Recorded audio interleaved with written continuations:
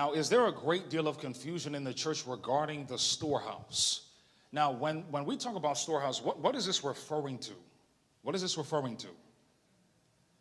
Now, when we take tithes and offerings, we say, bring ye all the tithes into the storehouse. Now, let's turn our Bibles to the book of Malachi. Let's turn our Bibles to the book of Malachi.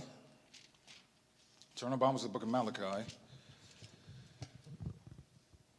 Turn our Bibles to the book of Malachi. Malachi chapter 3, starting in verse number 1. All right, the Bible says, behold, I will send my messenger, and he shall prepare the way before me, and the Lord whom ye seek shall suddenly come to his what? Even the messenger of the covenant, whom ye delight in. Now, who is the messenger of the covenant? It's Christ, yes. It says, and he shall come, saith the Lord of hosts, but who may abide the day of his coming, and who shall stand when he what? Appeareth, for he is like a refiner's fire, and like fuller's what?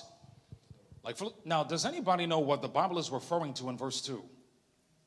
Anybody know what this is referring to?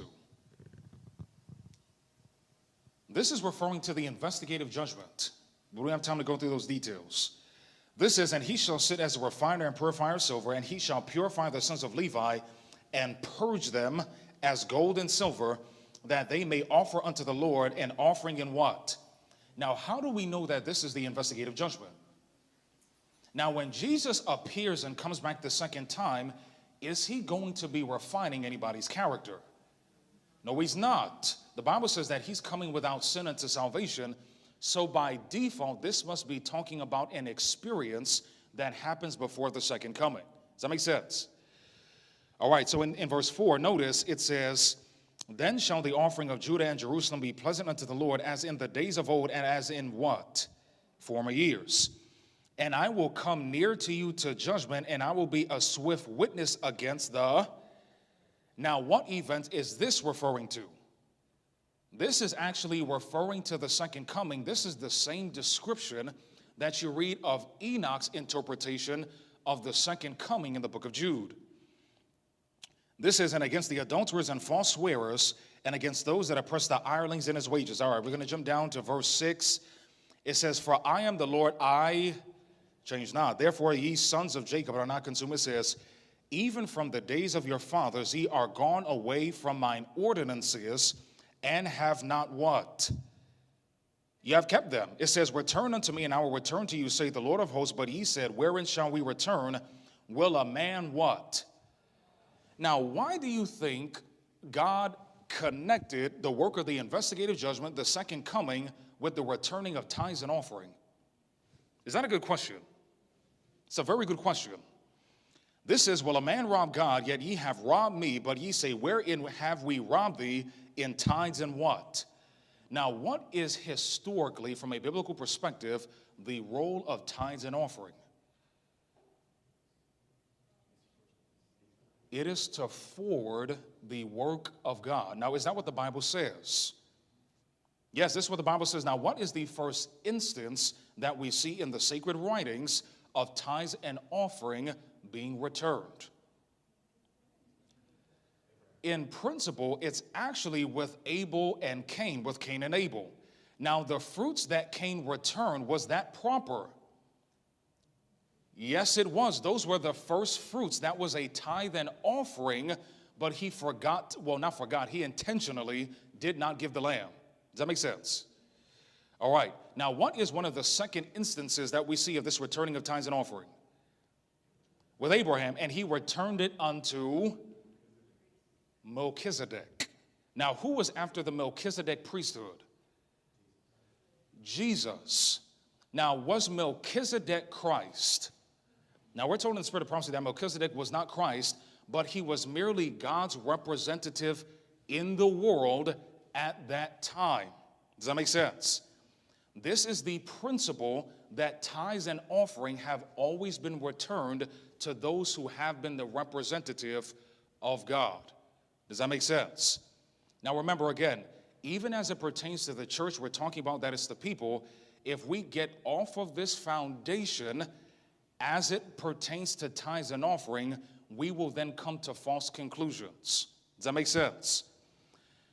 Who have we been told is the storehouse as it pertains to the cause of God? The conference. The conference. Now, in principle, if you control the funds of the work of God, in principle, do you then get to dictate who a worker for God is? Does that make sense? If you are controlling the funds for the work of God, do you then get to dictate who a worker for God is? Now, mind you, what was one of the great reasons why the Sanhedrin hated the ministry of John the Baptist and Jesus Christ?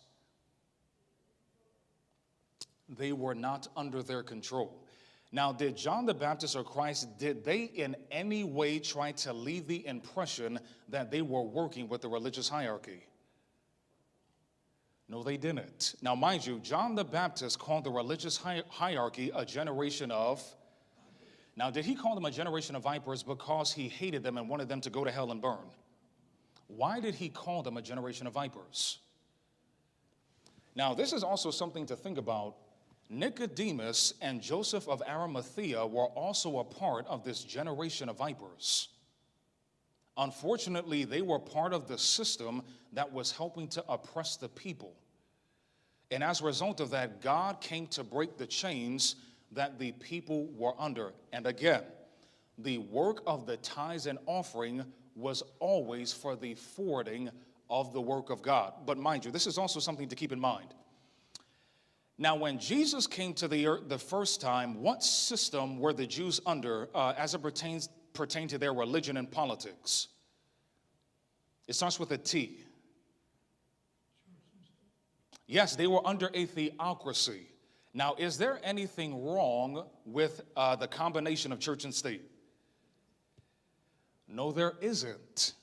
Now, does God run the universe as a fusion of church and state? Yes, he does. It's a theocracy. God's universe is run as a theocracy. The only reason why a theocracy becomes evil is because when wicked people are ruling it. Does that make sense? So God runs it as a theocracy. So the responsibilities that the Jews had to that theocracy were very serious at that time. Does that make sense? So it was much more than just their religious obligations. They also had civil obligations to the nation of Israel. So it was much more than us, but unfortunately, we're living in a day and age where even though we are not under a theocracy, mentally we are functioning as if we are. Part of the reason why the papacy functions the way it does is because they believe that they are the continuation of the theocracy of ancient Israel, where the power rested in the religious hierarchy. Does that make sense? Even to the point, there's a book entitled The Great Empires of Prophecy by A.T. Jones. And there's a chapter, I believe it's called The Exaltation of the Bishopric. And he mentions that the Roman bishops, when they were fusing their power with Constantine in the first centuries, that they literally declared that those that did not believe that God had instituted them to rule the church, that they were heretics. And unless you were a part of them, you are not a part of the church of God. Now, sadly, have we come to that same time where it is now being communicated, if you are not under our authority, you're not really a Seventh-day Adventist. Now, mind you, was Jesus thrust out of the synagogue? But was Jesus still a Jew? Inwardly. He was still a Jew inwardly. So as it pertains to the storehouse, in principle, we said all that to say this. The storehouse is the mechanism, as it were, that God has instituted to sustain the work of God. It is a false conclusion to come to that any organization has the right to dictate how the funds of God are to be used. Now remember, we talked about Madison with Sutherland and McGann. One of the reasons why Madison was so unfortunately loathed by the religious hierarchy of their time, Sister White told them explicitly to go into the southern field and solicit tithes and offerings for the work of the institution. She told them this explicitly. Now again, what is the use for the tithes and offering? It's to forward the work of God. Now mind you, we're also told that teachers in the spirit of prophecy are to be paid from the tithe. We're told that medical missionaries are to be paid from the tithe. Now, do those things take place in this generation? Again, we exclusively think that tithes and offering is merely for pastors who preach from the pulpit. But are there many Bible workers that have brought souls to Christ even more than pastors? What about medical missionaries? What about teachers? Because if the teachers are not being properly sustained, how are the ministers going to be trained? Does that make sense?